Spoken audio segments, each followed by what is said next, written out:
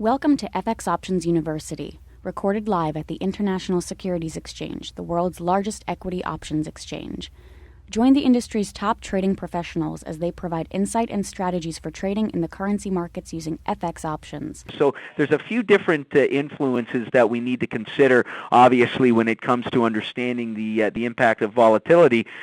But what happens is that if we're able to recognize the current volatility of a particular option contract, in other words, whether or not it is relatively low or relatively high, we can actually capitalize this and we can adjust our strategies to take advantage. So, for example, an option buyer can capitalize on purchasing options when implied volatility is historically low, and then as implied volatility increases or expands, that will influence the value of the contract and, of course, make it more valuable to the option holder.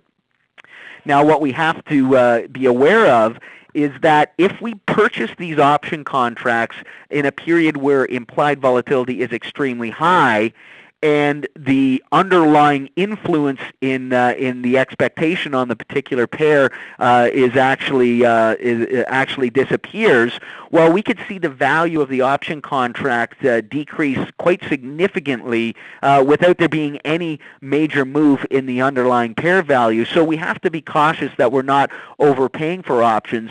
And I'm sure many of you that have experienced buying options, I'll use an equity options example, buying options prior to an earnings report, have probably been stung on certain occasions whereby the implied volatility or the expectation of these earnings reports have been factored into the option premium, and you've paid for that, and then of course the announcement comes out, it moves in the direction you anticipated, but at the same time, with the information now known, implied volatility deflates, and of course you're sitting there at a loss. And this is something that we have to recognize as a very significant risk and a significant consideration when looking to be an option buyer.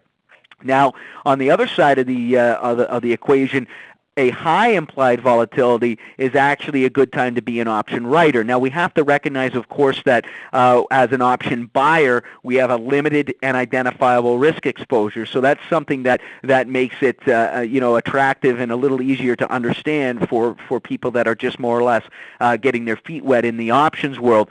But as an options writer, we have to recognize that we create an obligation for ourselves, and in that respect, we have to consider margin requirements, and we also have to consider that we are taking a position that has a limited profit potential, but an limited or theoretically unlimited risk exposure. So we'll talk a little bit about certain strategies that we can use by being both an option buyer and an option writer, and look at some of the ways that we might be able to identify some of the risks. Now, the one consideration that I mentioned with respect to buying option contracts is that the lower cost option contracts give the option buyer a chance to capitalize on an increase in implied volatility leading into a certain event, and also a significant price movement in the pair value as well. So it's almost like a double whammy in the sense that if you are aware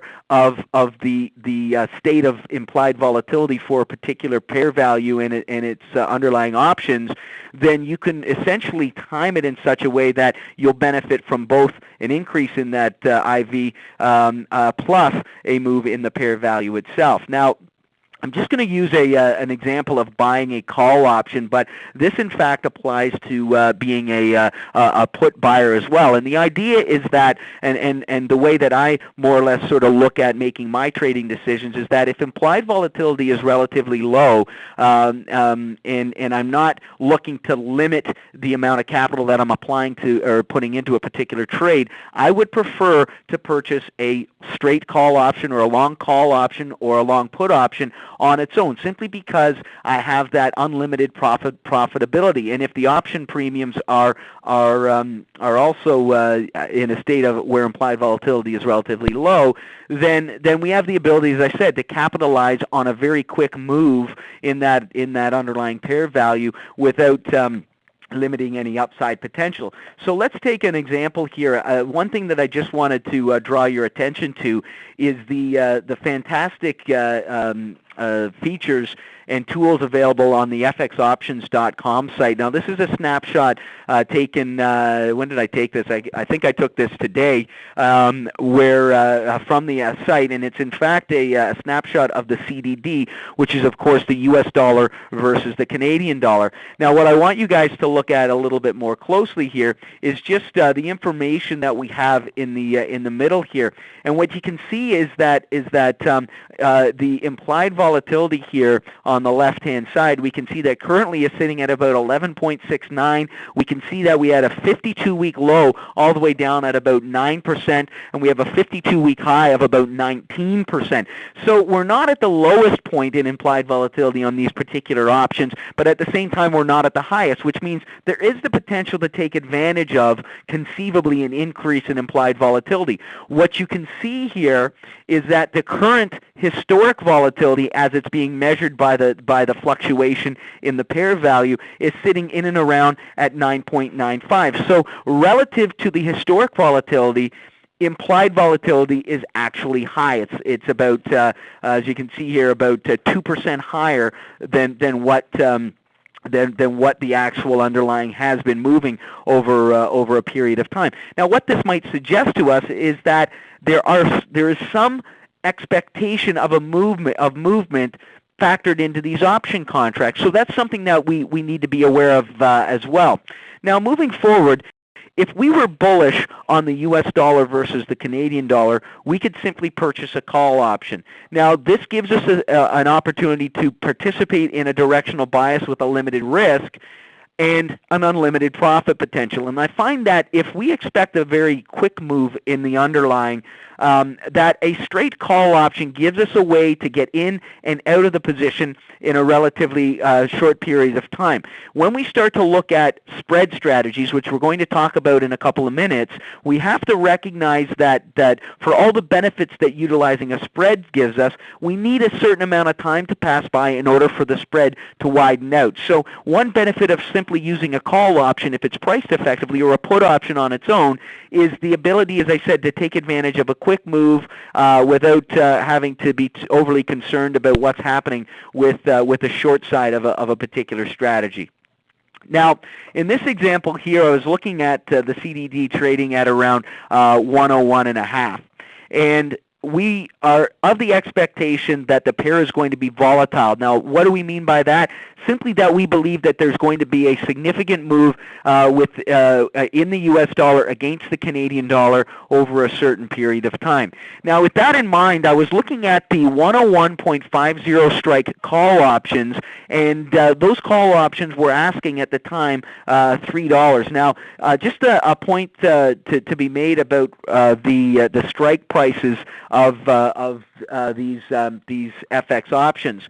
We would be looking at, if we're looking at a spot market value of, say, 1.10150, so in other words, we're looking at the U.S. dollar being roughly worth 1.0150 Canadian, we in fact just multiply that by 100 to get a proper interpretation of what the ISE FX options index would be reflecting, and then of course that gives us the information we need to select an appropriate strike price.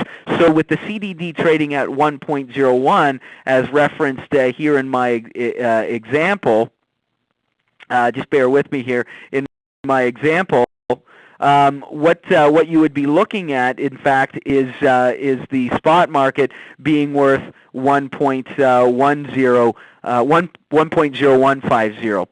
So again, with that in mind, let me just get my tools back in order here with respect to there we go. But with that in mind, the ask price was $3 per contract. Well, what that simply means is we multiply it in a similar fashion that we would if we were trading a typical equity option contract, and in fact, that option premium is going to cost us $300 per contract. Get trading ideas, exchange rates, webinars, news, and commentary. Visit www.fxoptions.com. ISE FX options can be easily traded through all options-enabled brokerage accounts. These exchange-listed securities are cash-settled in U.S. dollars and have a European-style exercise.